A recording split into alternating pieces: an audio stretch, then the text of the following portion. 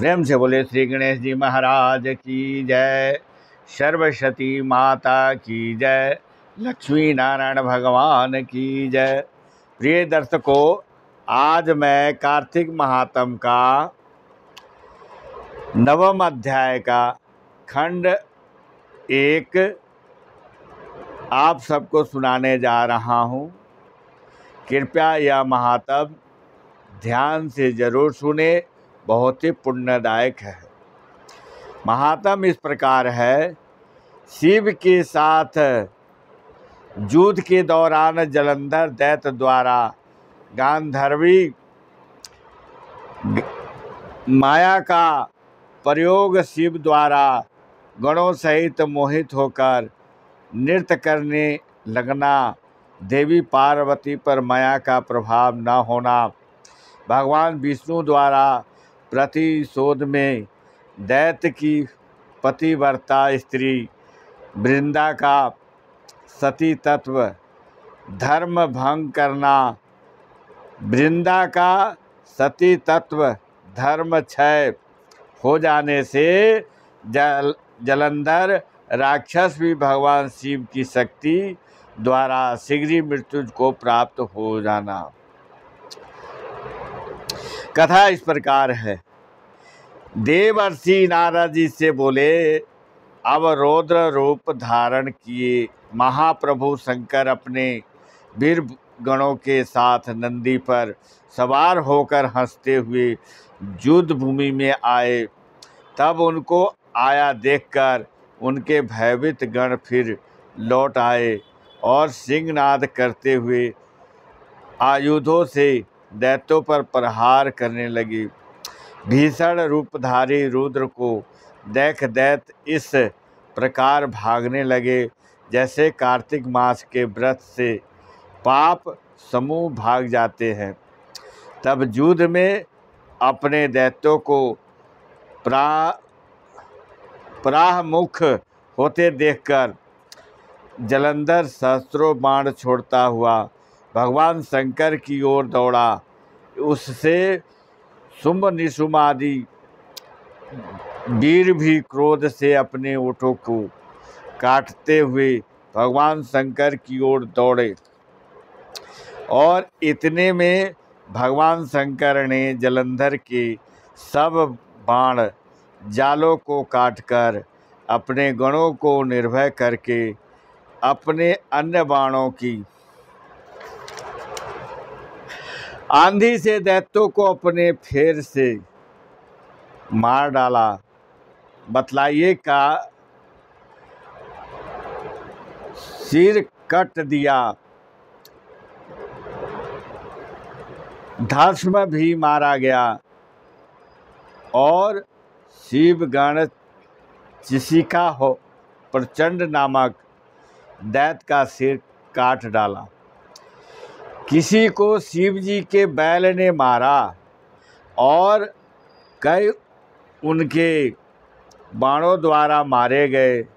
यह देखकर जलंधर अपने शंभु आदि दैत्यों को धिक्कारने लगा और भयभीत को धैर्य देने लगा, पर किसी प्रकार भी भयग्रस्त दैत्य दोबारा युद्ध भूमि में आने को तैयार नहीं हुए। दैत्य सेना ने पलायन किए।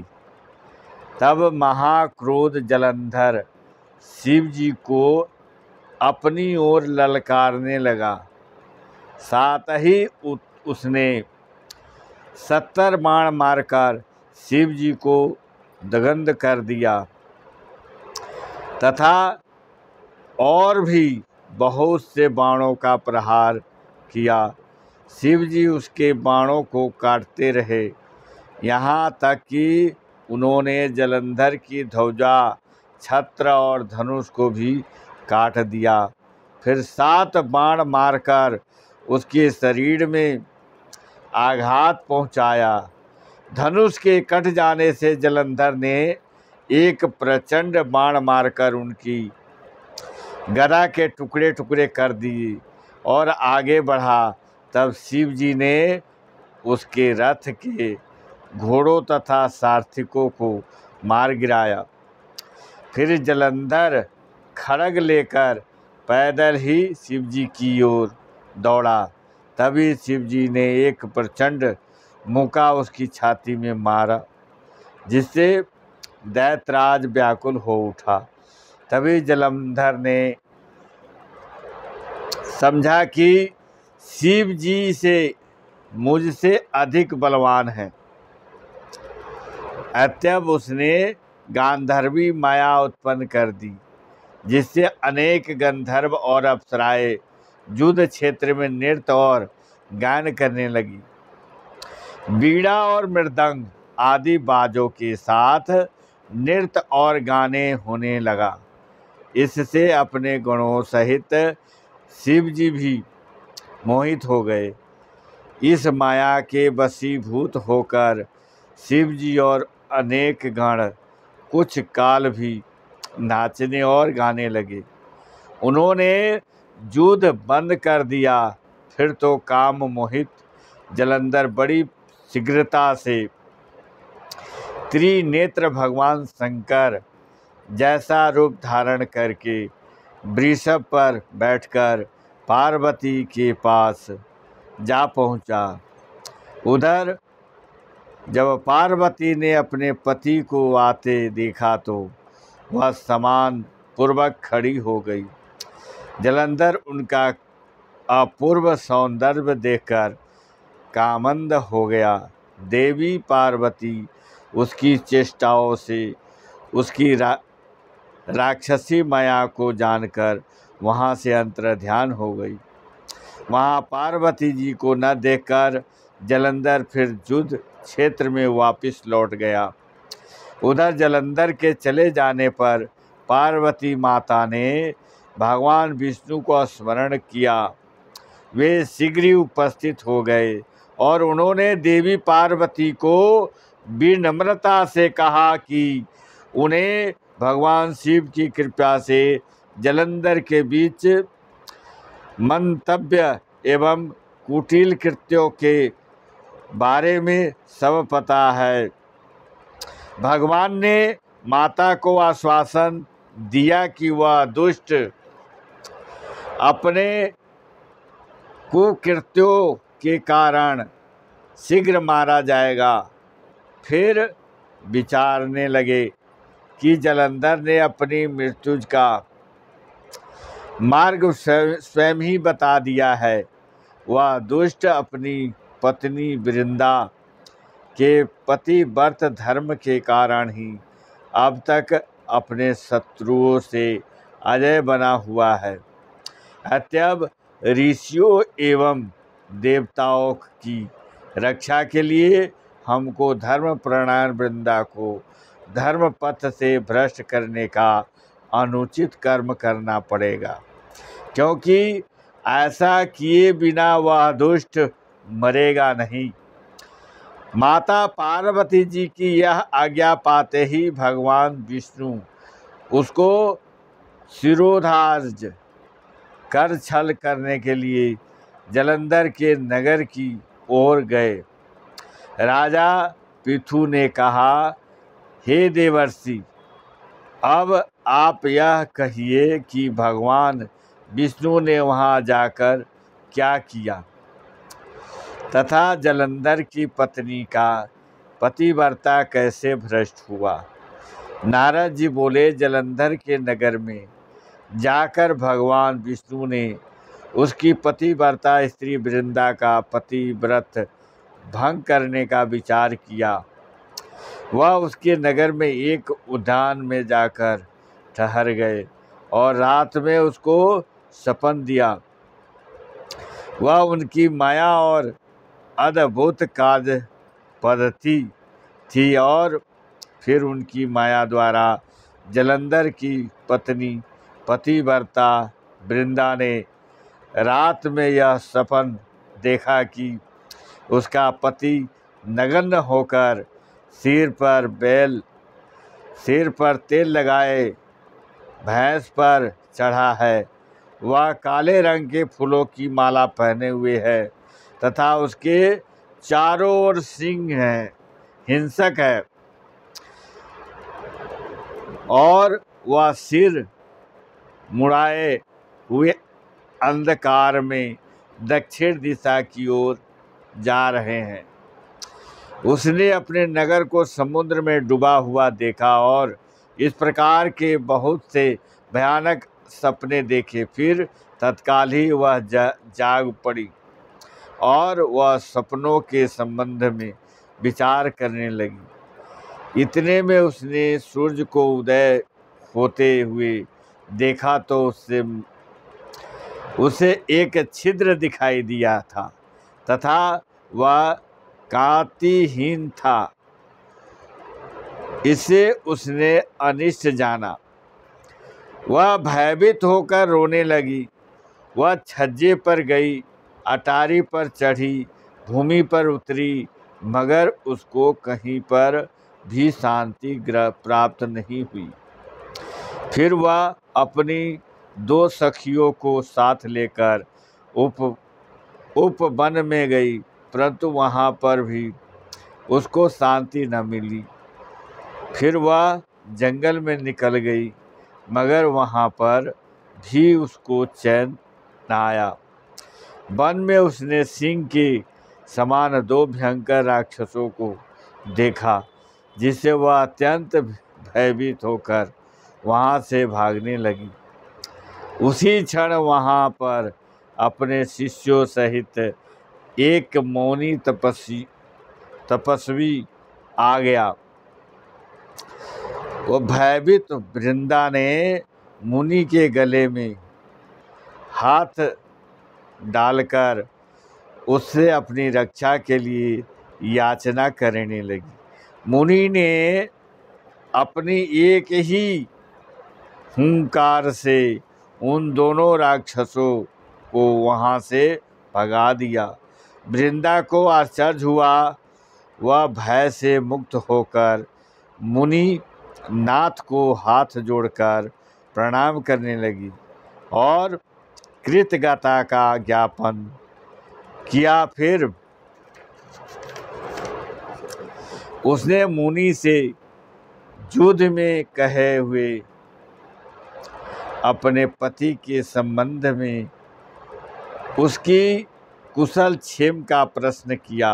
मुनि ने मौन होकर आगे पीछे देखकर सब कुछ कहना ही चाहा कि उसी समय 2 वानर मुनि के समक्ष आकर हाथ जोड़कर खड़े हो गए और जो ही मुनि ने भ्रिकुटी संकेत किया तो ही वह उड़कर आकाश में चले गए।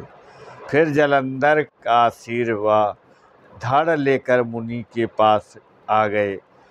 तब वृंदा अपने पति को मृत हुआ जानकर मूर्छित होकर पृथ्वी पर गिर पड़ा और उन अनेक प्रकार के वचन कहकर दारुण विलाप करने लगी।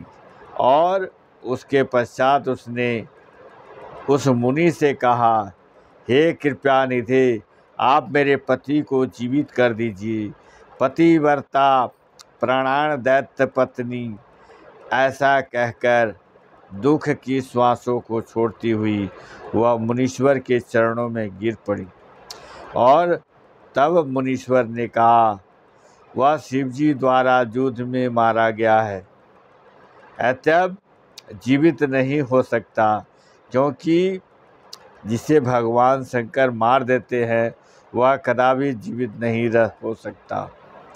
परंतु शरणागत की रक्षा सनातन धर्म है, अतः मैं कृपया कर इसे जीवित कर देता हूँ। नारद जी कहते हैं कि वह मुनि साक्षात विष्णु ही हैं थे, जिन्होंने कि यह सब माया फैला रखी थी। वह वृंदा के पति को जीवित करके अंतर ध्यान हो गई। जलंधर ने उठकर वृंदा का आलिंगन किया और उसका मुख चूमा। वृंदा भी पति को जीवित हुआ देखकर अत्यंत हर्षित हुई और अब तक हुई सब बातों को स्वप्न में समझाया। तत्पश्चात वृंदा हर्षित होकर बहुत दिन तक उसी वन में अपने पति के साथ विहार करती रही। फिर एक दिन उसने सूरत एवं संभोग काल के अंत में भगवान विष्णु को पहुंचाने लिया। अंत में भगवान विष्णु को पहचान लिया, अतः उन्हें ताड़ित करती हुई बोली, हे प्राय स्त्री से गमन करने वाले विष्णु, तुम्हारे शील को अधिकार है। मैंने जान लिया कि वह मायावी तपस्वी तुम ही थे। ऐसा कहकर परम क्रुद्ध हो प्रतिवता वृंदा ने अपने तेज को प्रकट कर उन्हें श्राप दे दिया। जो तुमने अपनी माया से 2 राक्षस मुझे दिखाए थे, वही दोनों राक्षस किसी समय तुम्हारी भी स्त्री का हरण कर देंगे और उसके विरह में दुखी होकर तुम बानरों की सहायता से तुम्हारा शिष्य बना है। यह वहाँ तुम्हारा साथी रहेगा। ऐसा कहकर पतिव्रता वृंदा भगवान विष्णु के लाख मना करने पर भी अग्नि में प्रवेश कर गई। ब्रह्मा आदि देवता आकाश में उसका प्रवेश देखते रहे। वृंदा के शरीर का तेज श्री पार्वती जी के शरीर में समा गया और आकाश से जय जय जय शब्द होने लगा। देव ऋषि नारद जी बोले, जब गिरिराज वहाँ से अदृश्य हुए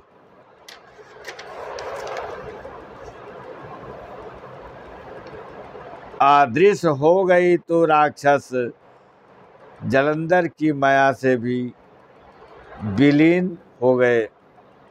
तब भगवान वृषभध्वज चेतन हो गए। उन्होंने लौकिकता व्यक्त करते हुए बड़ा क्रोध किया। फिर भगवान शंकर जलंधर से युद्ध करने लगे। जलंधर शंकर के बाणों के जब काट न सका तो उसने माया की पार्वती बनाकर अपने रथ पर बांध ली, जो शुंभ निशुंभ द्वारा विद्यमान थी और विलाप करती रही थी। तब अपनी प्रिय पार्वती को इस प्रकार कष्ट में पड़ा देखकर लौकिक लीला दिखाते हुए भगवान शंकर को प्राकृत जनों की तरह व्याकुल हो गए। फिर उन्होंने अग्नि पुंजा की तरह भयंकर रौद्र रूप धारण कर लिया। अब उनके रौद्र रूप को देखकर कोई भी दैत्य उनके सामने खड़ा होने में समर्थ न हो सका और सब भागने छिपने लगे। यहाँ तक कि शुंभ निशुंभ भी युद्ध में माया क्षण मात्र में नष्ट हो गई। उन भागते हुए शुंभ और निशुंभ को श्राप देकर बड़ी धिक्कार दी और उसने कहा, तुम दोनों बड़े दुष्ट हो। तुमने बहुत बड़ा अपराध किया। तुम पार्वती को मारते थे और अब युद्ध से भागते क्यों हो? भागते को मारना पाप है। इससे अब मैं तो तुम्हें नहीं मारूंगा, परंतु गौरी तुम्हें अवश्य मारेगी। शिव जी के ऐसा कहने पर समुद्र पुत्र जलंधर क्रोध और में अग्नि के समान प्रज्वलित हो उठा। उसने शिव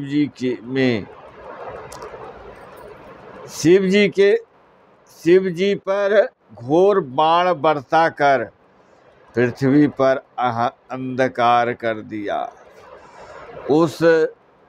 तब उस दैत्य की ऐसी चेष्टा देखकर भगवान शंकर बड़े ही क्रोधित हुए तथा उन्होंने अपने चरण गुप्त से बनाए हुए सुदर्शन चक्र को चलाकर उसका सिर काट लिया। एक प्रचंड शब्द के साथ उसका सिर पृथ्वी पर गिर पड़ा और महान हाहाकार होने लगा। उसके रुधिर से संग्राम भूमि पर व्याप्त हो गई। सारी रक्त और मांस महागौरव में जाकर रक्त का कूड़ा हो गया तथा उसके शरीर का तेज निकलकर शंकर जी के शरीर में वैसे ही प्रवेश कर गया जैसे कि वृंदा का तेज गौरी के शरीर में प्रविष्ट हुआ। जलंधर को मरा हुआ देखकर देवता, गंधर्व और सर्व प्रसन्न हो गए। श्री नारद जी ने कहा, अब ब्रह्मा आदि देवता ने नतमस्तक होकर भगवान शिव की बड़ी स्तुति करने लगे। हे प्रभु, आप प्रकृति से परम ब्रह्मा और परमेश्वर हैं। आप निर्गुण निर्विकार होकर सबके सामने सबके ईश्वर होकर भी नित्य अनेक प्रकार के कर्मों को करते हैं और शंकर जी हम सब ब्रह्मा आदि आपके दास हैं। नारद जी कहते हैं, जब इस प्रकार ब्रह्मा आदि सब देवताओं और मुनियों के ने शिव जी की अनेक प्रकार की ग्रहण कर लिया, तब उसे सुनकर देवताओं को वर प्रदान किया। प्रेम से बोले श्री लक्ष्मी नारायण भगवान की जय, श्री विष्णु भगवान की जय।